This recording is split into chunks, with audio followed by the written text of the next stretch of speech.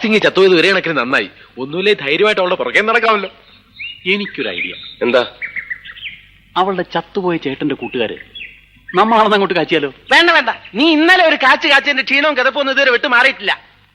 മഹാദേവ, നമ്മുടെ കയ്യിൽ ഗ്ലാമർ ഉണ്ട്, അത് വെച്ച് നമ്മൾ അവൾ വീഴ്ത്തുന്നു. അല്ലാതെ അവന്റെ പെരട്ട തലേന്ന് വരുന്ന ഐഡിയ ഒന്നും നമുക്ക് വേണ്ട. എന്തായാലും ഉള്ള പേര് കൊള്ളാം, മായ. മായ, മായാ മഹാദേവൻ. എന്താ എന്താ എന്താ? അല്ല, ഞാനൊന്ന് പറഞ്ഞു നോക്കായിരുന്നു. മായാ മഹാദേവൻ നല്ല ചേർച്ചയുണ്ടല്ലേ? ചേർച്ച നിനക്ക് മാത്രമല്ല, മായ അപ്പുക്കുട്ടൻ എന്ന് പറഞ്ഞാലും ചേരും. മായ ഗോവിന്ദൻകുട്ടി എന്താ മോശമാണോ? മായ തോമസ് കുട്ടിയോ? അയ്യടാ, അത് വേണ്ട. ഞങ്ങൾ ഹിന്ദുക്കളൊക്കെ ചത്തൊടുങ്ങിയിട്ട് മതി കണ്ട ക്രിസ്ത്യാനികളുടെ ഒക്കെ പുറകെ പോകാൻ. അല്ലേ മഹാദേവൻ നായരെ?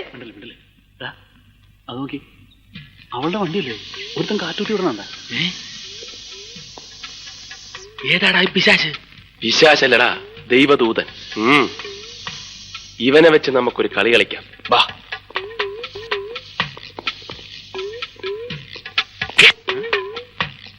എന്താ? കാറ്റ് കുത്തിവിടുന്നത് ചേട്ടന്റെ ഒരു ഹോബിയാണല്ലേ?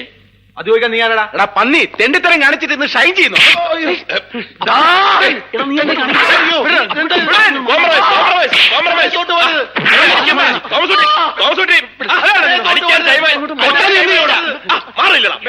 ചോദിക്കാനും പറയാനും ആളില്ലെന്ന് വിചാരിച്ചു അവനൊക്കെ? ചോദിക്കാനും പറയാനും ഒക്കെ ഇവിടെ ആളുണ്ട്, പക്ഷെ കാണാനും കേൾക്കാനും ആള് വേണ്ടേ? അതെ, കാണാനും കേൾക്കാനും ഒക്കെ ഉള്ള അവളിങ്ങോട്ട് വന്നേക്കട്ടാ. അവളെ മുമ്പിൽ വെച്ച് നമുക്ക് ചോദിക്കാം.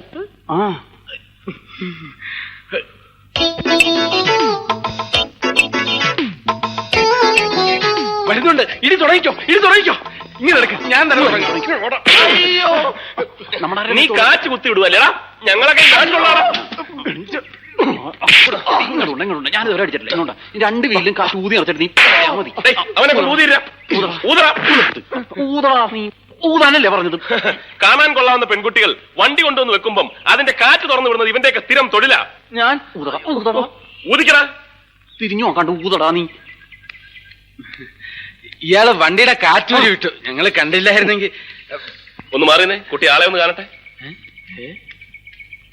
അയ്യോ, അപ്പൊ ഇതാരുടെ വണ്ടി?